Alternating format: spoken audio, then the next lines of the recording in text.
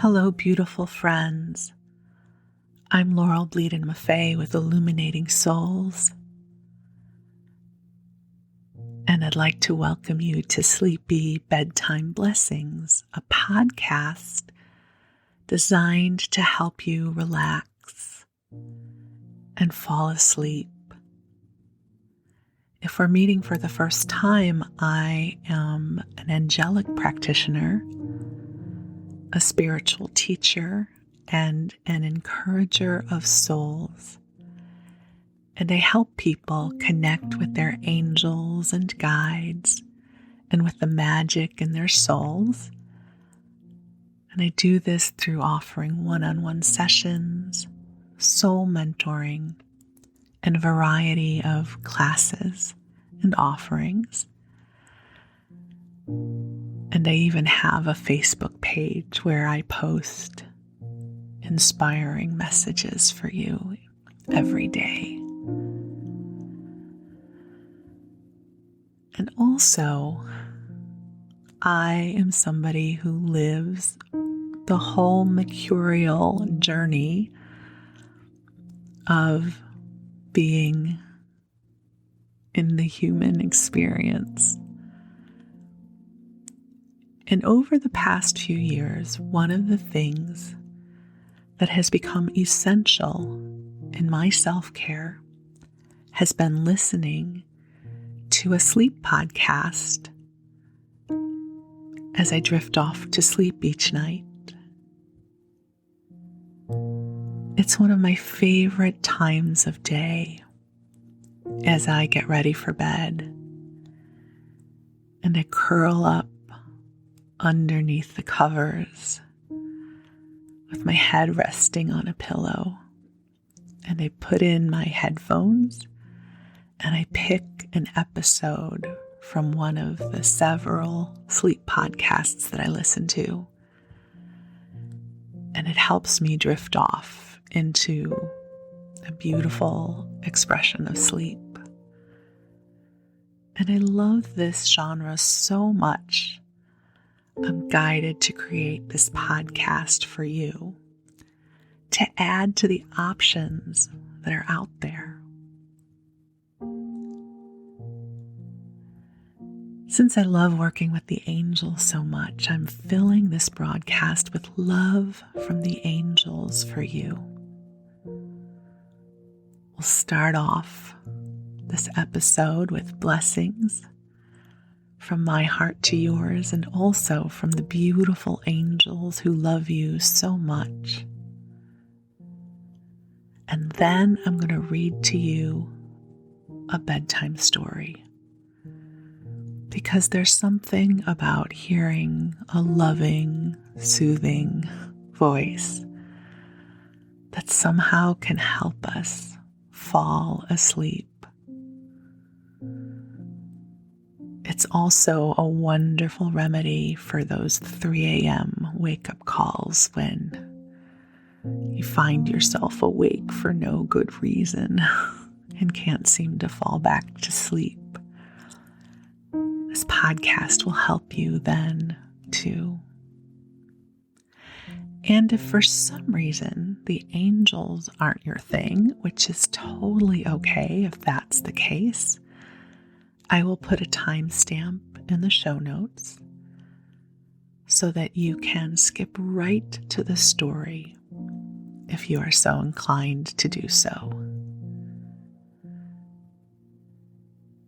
And so, my beautiful friends, I invite you to take in a nice deep breath in and let it out.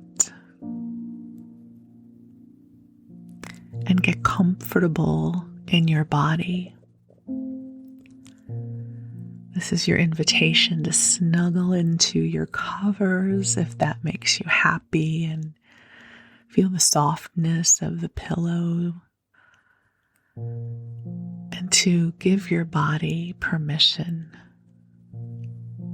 to begin relaxing. And with your permission, I am inviting the angels to join us here now. If you're new to the world of angels, they are divine messengers who embody unconditional love for you.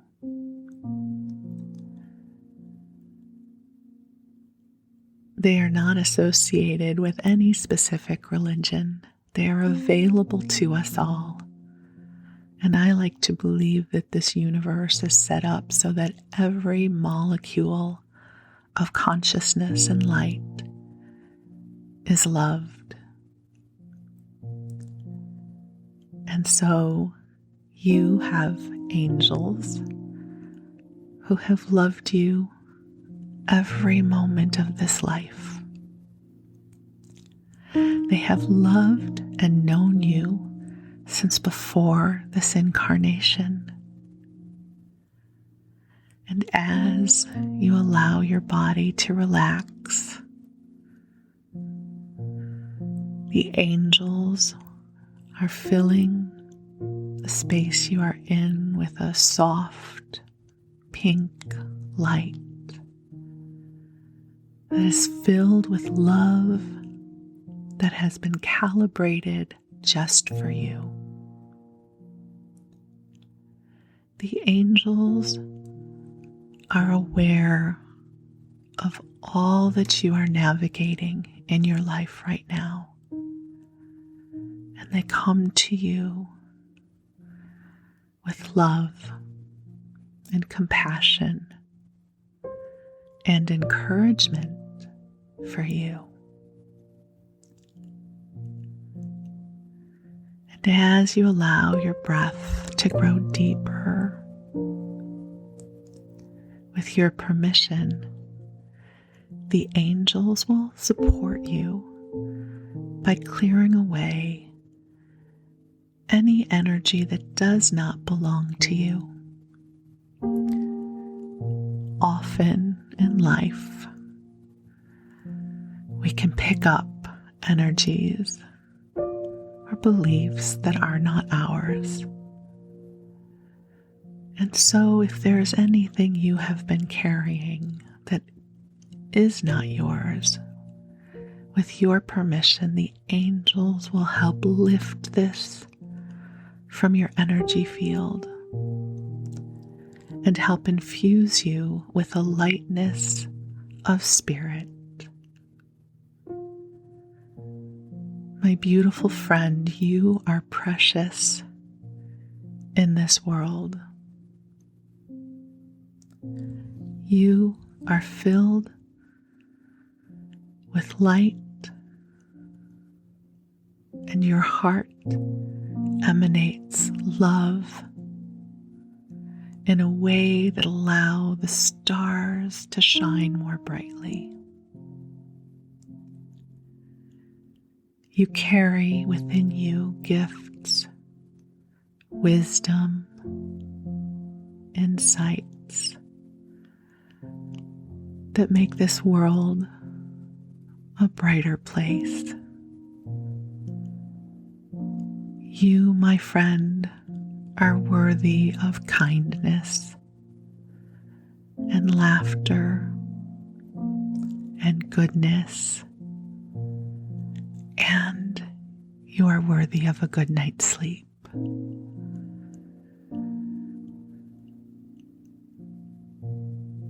So allow the love of your angels to bring you soothing waves of love. And it's okay if you can't feel it right now. Not everybody feels energy the same way. Just know that it's here. The angels want you to know that you are precious and you are doing so much better than you know.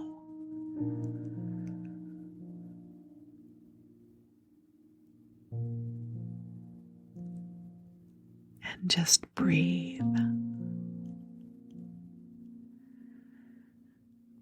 And if you have any prayers that you would like to share with the angels, you can share them silently, and the angels will amplify your prayers so that they can be illuminated across the heavens.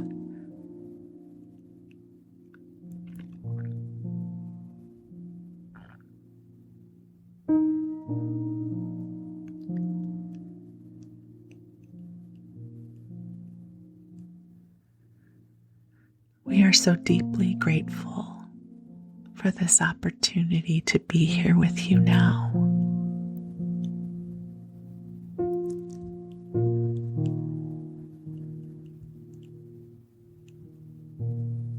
Feel the love flowing to you.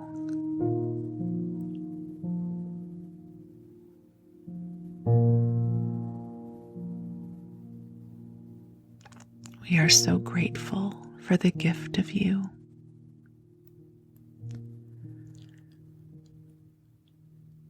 And now, my beautiful ones, I'm going to begin reading to you the story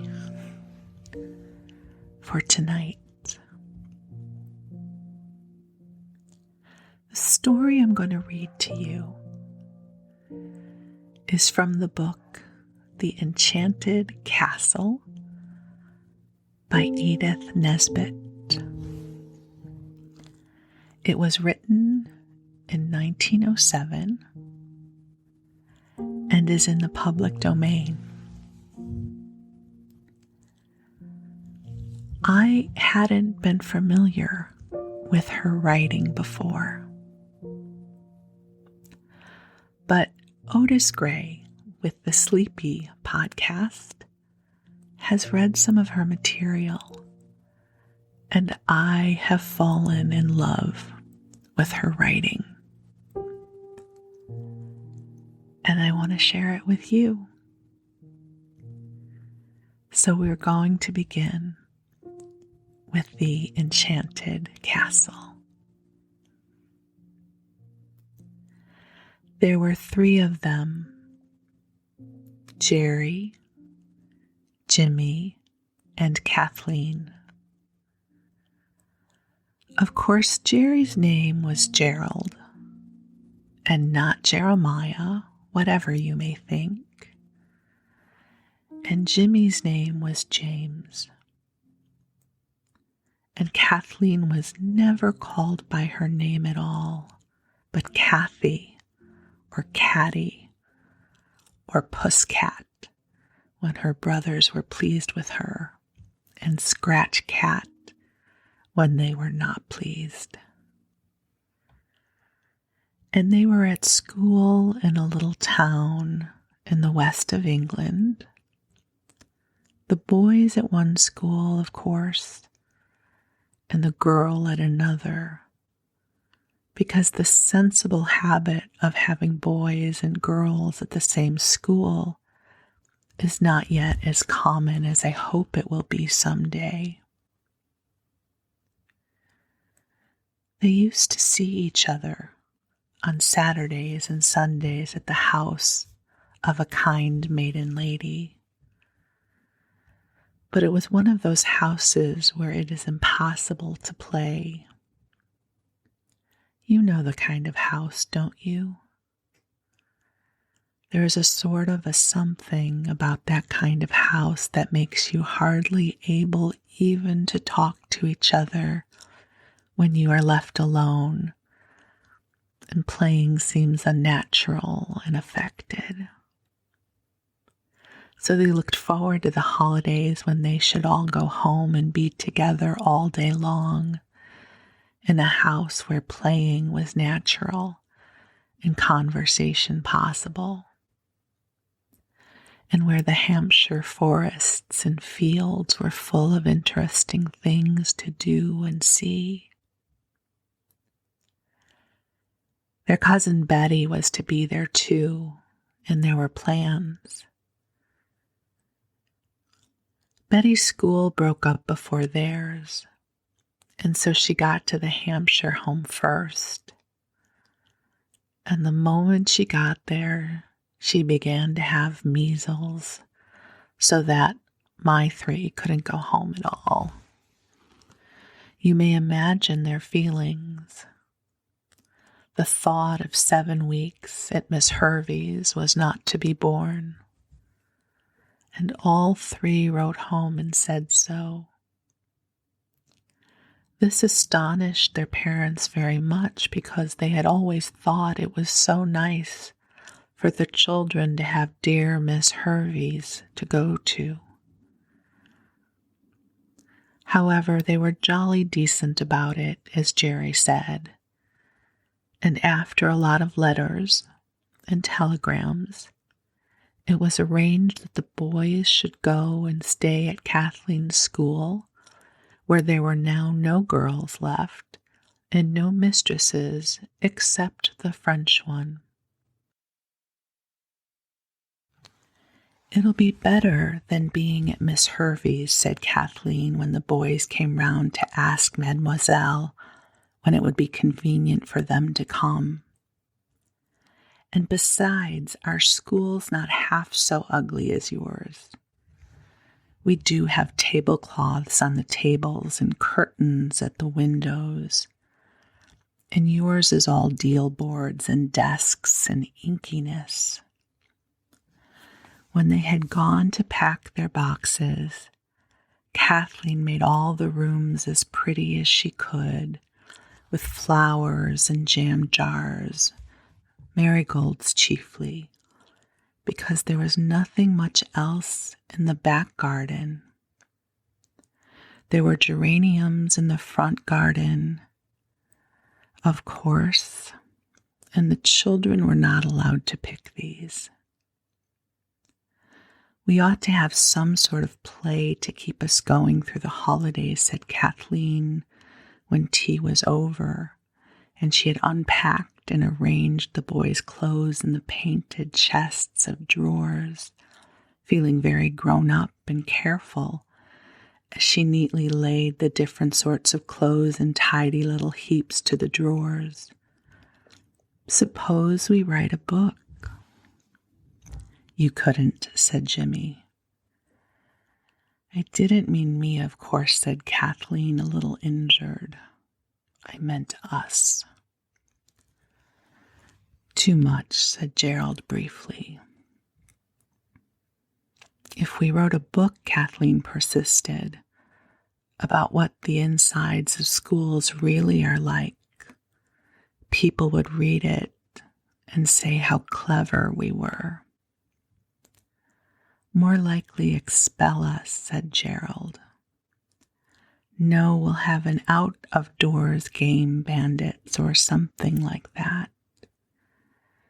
It wouldn't be bad if we could get a cave and keep stores in it and have our meals there." "There aren't any caves," said Jimmy, who was fond of contradicting everyone. "And besides, your precious mademoiselle won't let us go out alone, as likely as not." "Oh, we'll see about that," said Gerald. "I'll go and talk to her like a father." "Like what?" said Kathleen, pointed the thumb of scorn at him. And he looked in the glass. To brush his hair and his clothes and to wash his face and hands was to our hero but the work of a moment, said Gerald, and went to the suit, the action, to the word.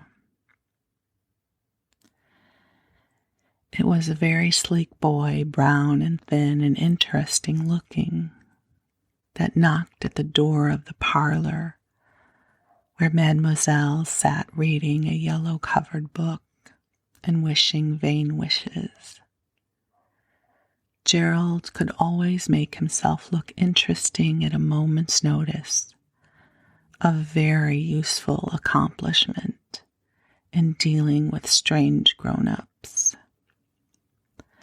It was done by opening his gray eyes rather wide. allowing the corners of his mouth to droop and assuming a gentle, pleading expression resembling that of the late little Fauntleroy, who must, by the way, be quite old now. "Entrez," said Mademoiselle in a shrill French accent. So he entered. "Eh bien," she said rather impatiently.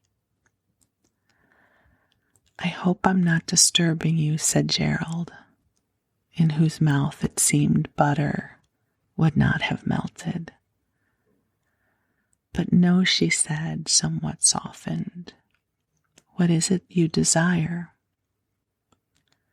"I thought I ought to come and say how do you do," said Gerald, "because of you being the lady of the house." He held out the newly washed hand, still damp and red, and she took it. "You are a very polite little boy," she said. "Not at all," said Gerald, more polite than ever.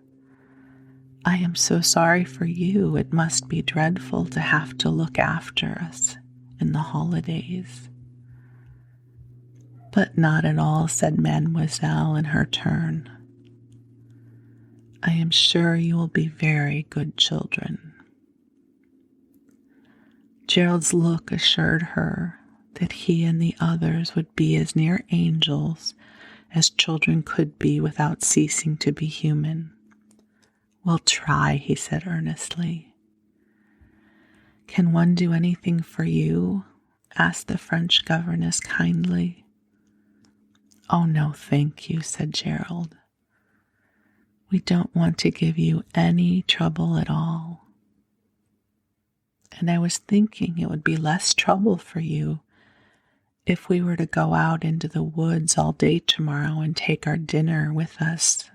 Something cold, you know, so as not to be a trouble to the cook." "You are so very considerate," said Mademoiselle coldly. Then Gerald's eyes smiled. They had a trick of doing this when his lips were quite serious. Mademoiselle caught the twinkle and she laughed, and Gerald laughed too. "Little deceiver," she said. "Why not say at once you want to be free of surveillance? How you say overwatching without pretending it is me you wish to please."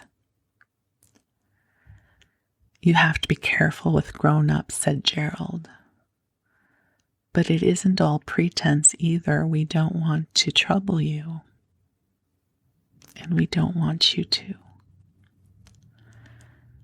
"To trouble you? Eh bien, your parents, they permit these days at Woods?" "Oh, yes," said Gerald truthfully.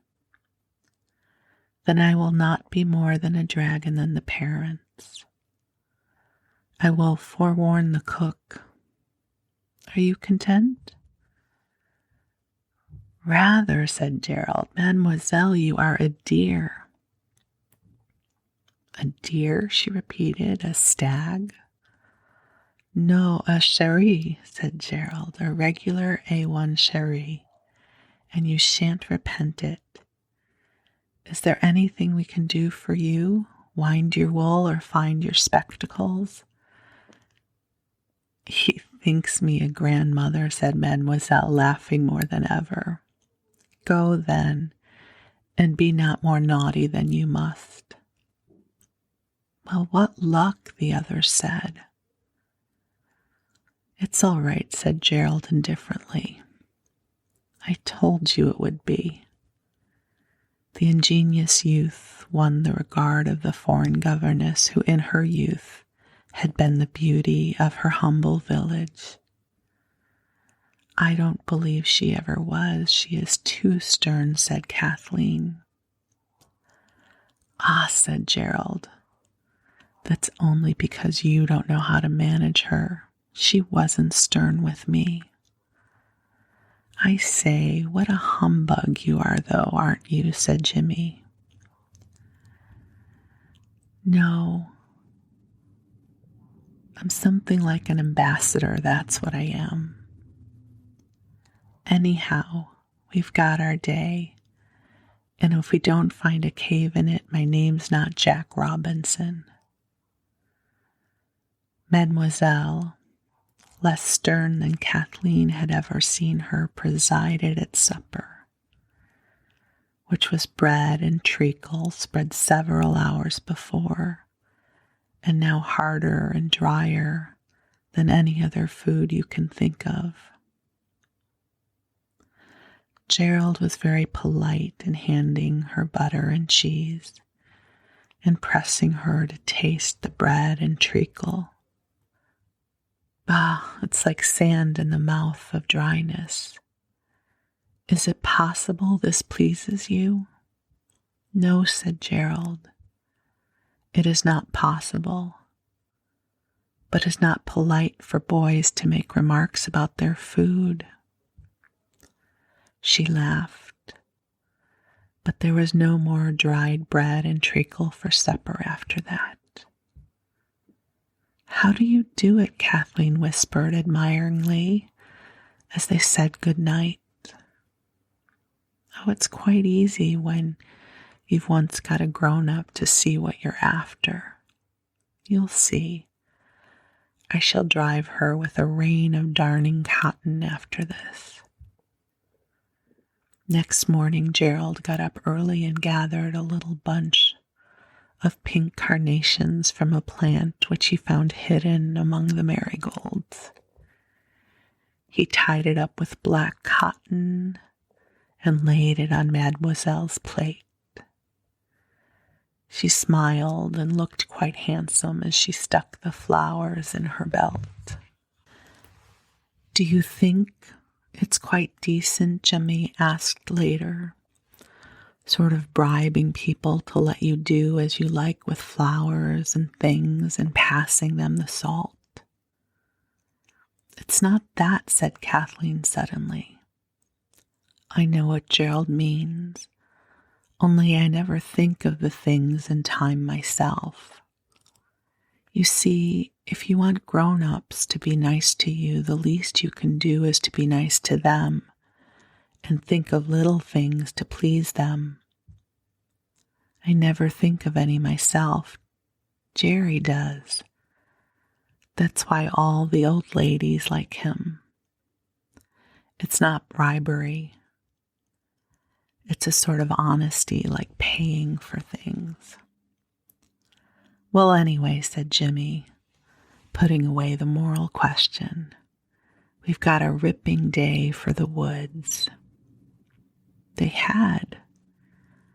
The wide high street, even at the busy morning hour, almost as quiet as a dream street, lay bathed in sunshine. The leaves shone fresh from last night's rain, but the road was dry, and in the sunshine the very dust of it sparkled like diamonds. The beautiful old houses, standing stout and strong, looked as though they were basking in the sunshine and enjoying it. "But are there any woods?" asked Kathleen as they passed the marketplace. "It doesn't much matter about woods," said Gerald dreamily. "We're sure to find something. One of the chaps told me his father said, when he was a boy, there used to be a little cave under the bank in a lane near Salisbury Road. But he said there was an enchanted castle there too, so perhaps the cave isn't true either." "If we were to get horns," said Kathleen, "and to blow them very hard all the way, we might find a magic castle." "If you've got the money to throw away on horns," said Jimmy contemptuously. "Well, I have as it happens, so there," said Kathleen. And the horns were bought in a tiny shop with bulging windows full of a tangle of toys and the sweets and cucumbers and sour apples. And the quiet square at the end of the town where the church is and the houses of the most respectable people echoed to the sound of horns blowing long and loud. But none of the houses turned into enchanted castles. Away they went along Salisbury Road, which was very hot and dusty, so they agreed to drink one of the bottles of ginger beer. "We might as well carry the ginger beer inside us as inside the bottle," said Jimmy, "and we can hide the bottle and call for it as we come back." Presently they came to a place where the road, as Gerald said, went two ways at once. "That looks like adventure," said Kathleen. And they took the right-hand road, and the next time they took a turning, it was a left-hand one, so as to be quite fair, Jimmy said. And then a right-hand one, and then a left, and so on, till they were completely lost. "Completely," said Kathleen. "How jolly." And now trees arched overhead, and the banks of the road were high and bushy. The adventurers had long since ceased to blow their horns. It was too tiring to go on doing that when there was no one to be annoyed by it. "Oh, crikey," observed Jimmy suddenly. "Let's sit down a bit and have some of our dinner. We might call it lunch, you know," he added persuasively. So they sat down in the hedge and ate the ripe red gooseberries that were to have been their dessert. And as they sat and rested and wished that their boots did not feel so full of feet, Gerald leaned back against the bushes, and the bushes gave way so that he almost fell backwards. Something had yielded to the pressure of his back, and there was the sound of something heavy that fell. "Oh, Jiminy," he remarked, recovering himself suddenly. "There's something hollow in there. The stone I was leaning against simply went." "I wish it was a cave," said Jimmy, "but of course it isn't." "If we blow the horns, perhaps it will be," said Kathleen, and hastily blew her own. Gerald reached his hand through the bushes. "I can't feel anything but air," he said. "It's just a hole full of emptiness." The other two pulled back the bushes. There certainly was a hole in the bank. "I'm going to go in," observed Gerald. "Oh, don't," said his sister. "I wish you wouldn't. Suppose there were snakes." "Not likely," said Gerald, but he leaned forward and struck a match. "It is a cave," he cried, and put his knee on the mossy stone he had been sitting on, scrambled over it, and disappeared. A breathless pause followed. "You all right?" asked Jimmy. "Yes, come on. You better come feet first. There's a bit of a drop." "I'll go next," said Kathleen, and went feet first as advised. The feet waved wildly in the air. "Look out," said Gerald in the dark. "You'll have my eye out." "Put your feet down, girl, not up. It's no use trying to fly here. There's no room." He helped her by pulling her feet forcibly down and then lifting her under the arms. She felt the rustling dry leaves under her boots and stood ready to receive Jimmy, who came in head first like one diving into an unknown sea. "It's a cave," said Kathleen. The young explorers, explained Gerald, blocking up the whole of entrance with his shoulders.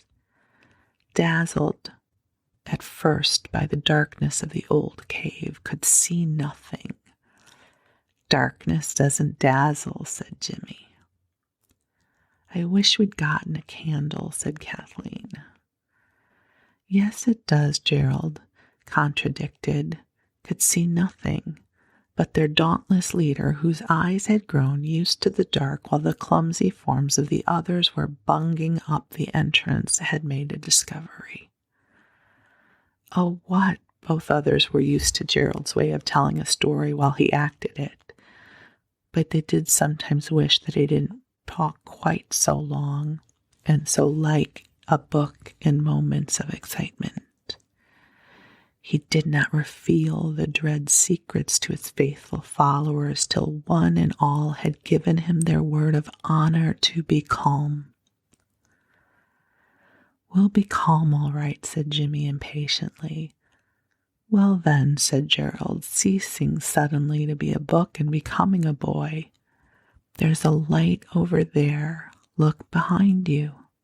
They looked, and there was a faint grayness on the brown walls of the cave, and a brighter grayness cut off sharply by a dark line showed that round a turning or angle of the cave there was daylight.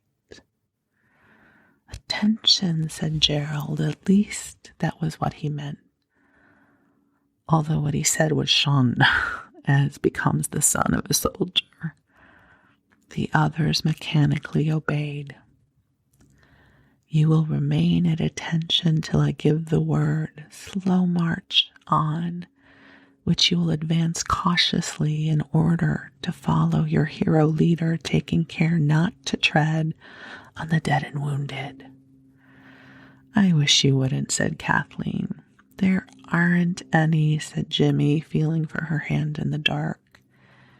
He only means take care not to tumble over stones and things.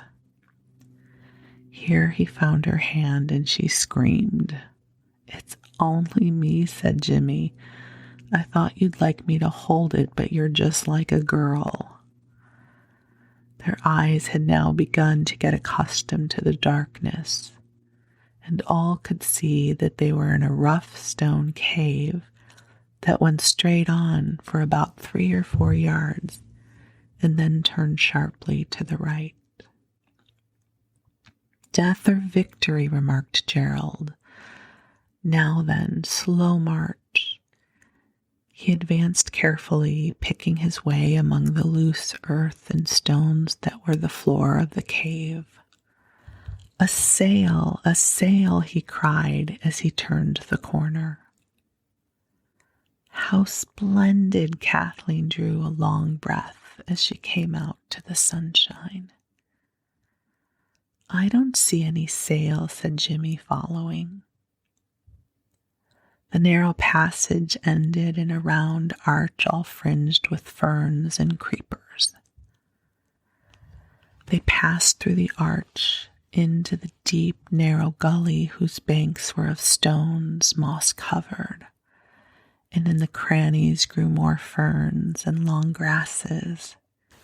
Trees growing on the top of the bank arched across, and the sunlight came through in changing patterns of brightness, turning the gully to a roofed corridor of golden green.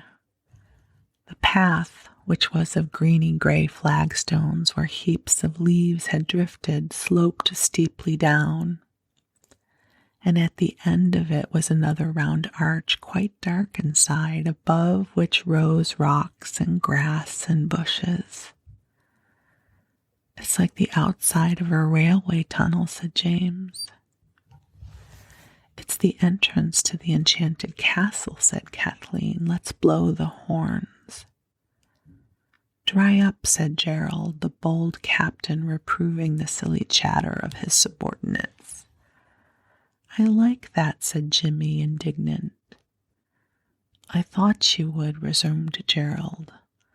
of his subordinates bade them advance with caution and in silence, because, after all, there might be somebody about, and the other arch might be an ice house or something dangerous. "What?" said Kathleen anxiously. "Bears, perhaps," said Gerald briefly. "There aren't any bears without bars in England anyway," said Jimmy. "They call bears bars in America," he added absently. "Quick march," was Gerald's only reply, and they marched. Under the drifted damp leaves, the path was firm and stony to their shuffling feet. At the dark arch, they stopped. "There are steps down," said Jimmy. "It's an ice house," said Gerald. "Don't let's," said Kathleen. "Our hero," said Gerald, who nothing could dismay, raised the faltering hopes of his abject minions by saying that he was jolly well going on and they could do as they liked about it. "If you call names," said Jimmy, "you can go on by yourself," he added, "so there." "It's part of the game, silly," explained Gerald kindly. "You can be captain tomorrow, so you better hold your jaw now and begin to think about what names you'll call us when it's your turn." Very slowly and carefully they went down the steps. A vaulted stone arched over their heads. Gerald struck a match when the last step was found to have no edge and to be, in fact, the beginning of a passage turning to the left. "This," said Jimmy, "will take us back into the road." "We're under it," said Gerald. "We've come down 11 steps. They went on, following their leader, who went very slowly for fear, as he explained of steps. The passage was very dark. "I don't half like it," whispered Jimmy. Then came a glimmer of daylight that grew and grew, and presently ended in another arch that looked out over a scene so like a picture out of a book about Italy that everyone's breath was taken away, and they simply walked forward silent and staring. A short avenue of cypresses led, widening as it went, to a marble terrace that lay broad and white in the sunlight. The children, blinking, leaned their arms on the broad, flat balustrade and gazed. Immediately below them was a lake, just like a lake in the beauties of Italy. A lake with swans, and an island and weeping willows. Beyond it were green slopes dotted with groves of trees, and amid the trees gleamed the white limbs of statues. Against a little hill to the left was a round white building with pillars, and to the right a waterfall came tumbling down among mossy stones to splash into the lake. Steps fed from the terrace to the water, and other steps to the green lawns beside it. Away across the grassy slopes deer were feeding, and in the distance, where the groves of trees thickened into what looked almost a forest, were enormous shapes of gray stone like nothing the children had ever seen before. "That chap at school," said Gerald. "It's an enchanted castle," said Kathleen. "I don't see any castle," said Jimmy. "What do you call that, then?" Gerald pointed to where beyond a belt of lime trees, white towers and turrets broke the blue of the sky. "There doesn't seem to be anyone about," said Kathleen. "And yet it's all so tidy. I believe it is magic." "Magic mowing machines," Jimmy suggested. "If we were in a book, It would be an enchanted castle, certain to be, said Kathleen. It is an enchanted castle, said Gerald in hollow tones. But there aren't any, Jimmy was quite positive. How do you know? Do you think there's nothing in the world but what you've seen? His scorn was crushing.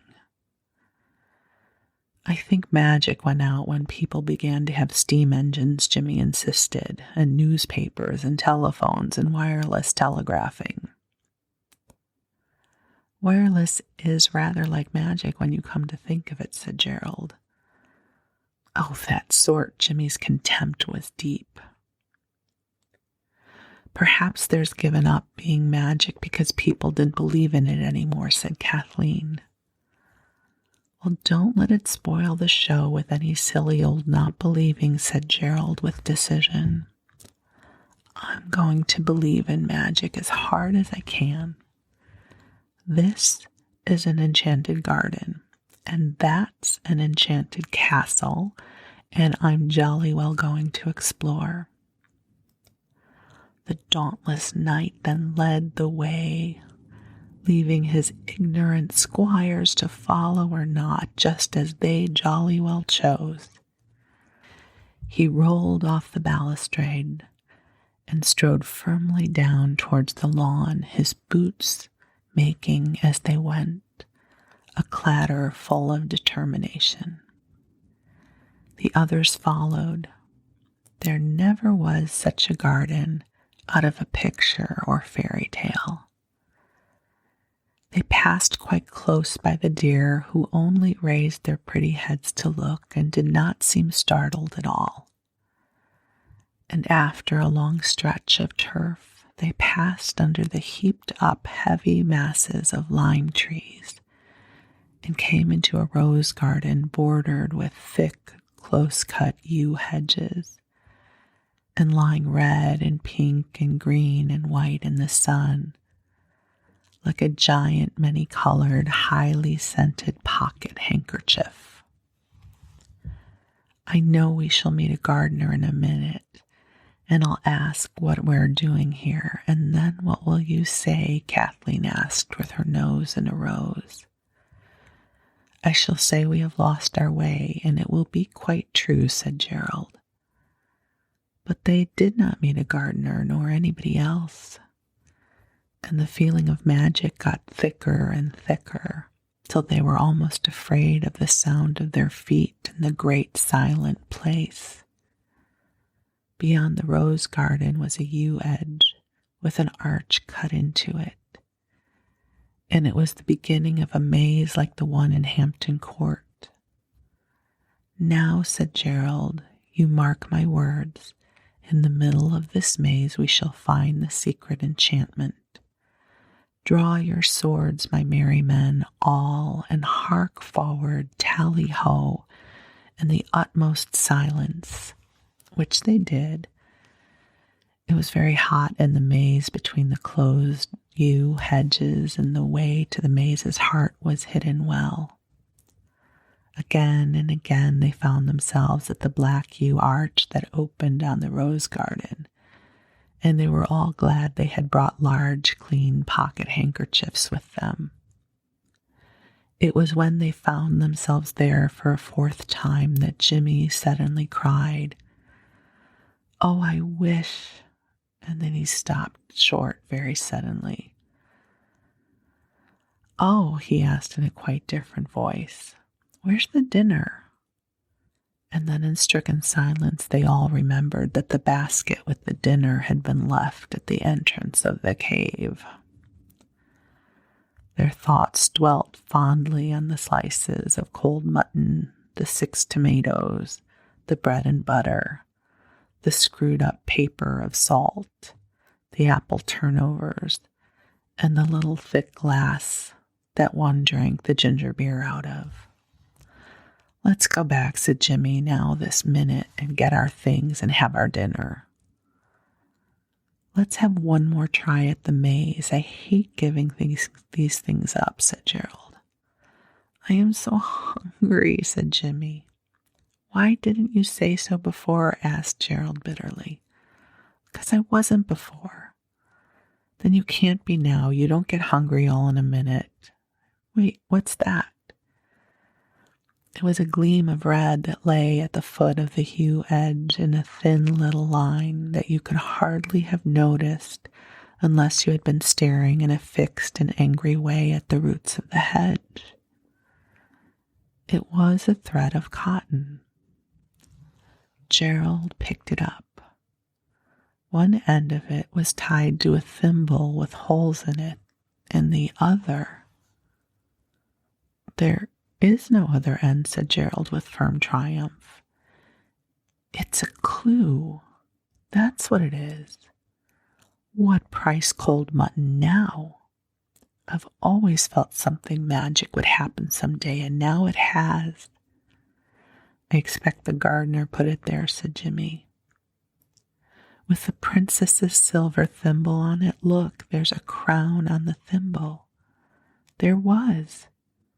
Come, said Gerald in a low, urgent tone. If you are adventurers, be adventurers.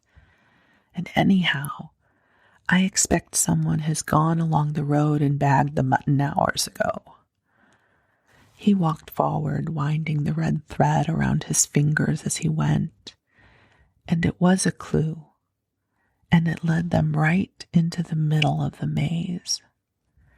And in the very middle of the maze, they came upon the wonder. The red clue led them up 2 stone steps to a round grass plot.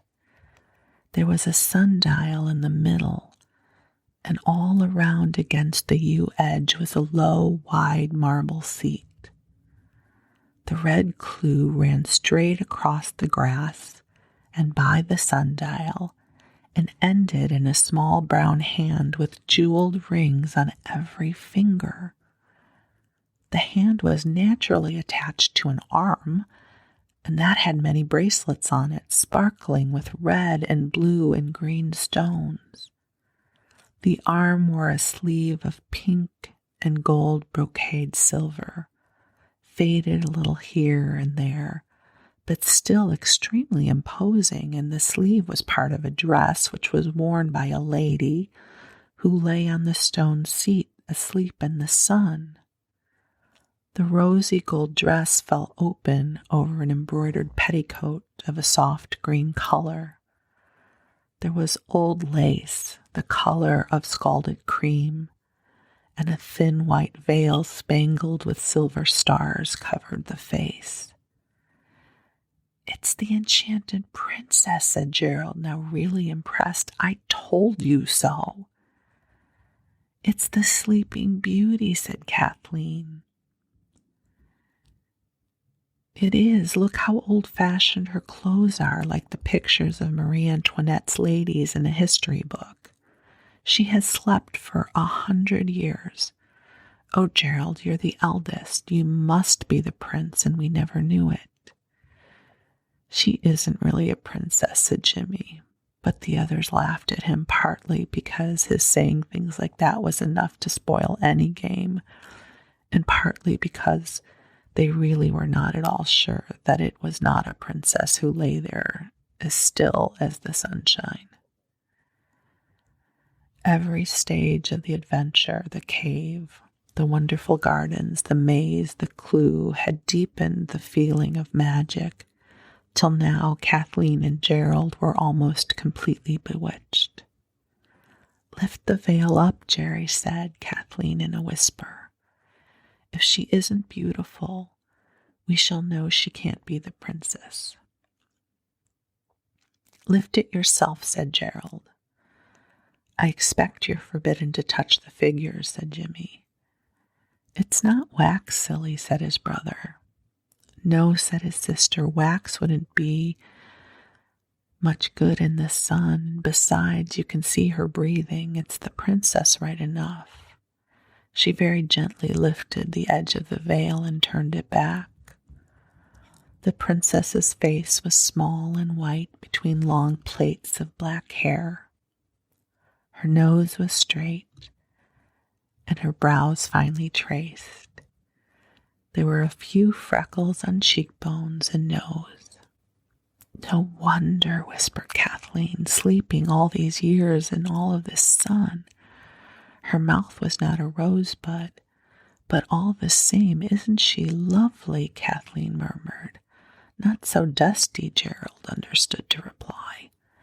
Now, Jerry, said Kathleen firmly, you are the eldest. Of course I am, said Gerald uneasily. Well, you've got to wake the princess. She's not a princess, said Jimmy, with his hands in the pockets of his knickerbockers. She's only a little girl dressed up. But she's in a long dress, urged Kathleen. Yes, but look what little way down her frock her feet come. She wouldn't be any taller than Jerry if she were to stand up. Now then, urged Kathleen. Jerry, don't be silly. You've got to do it.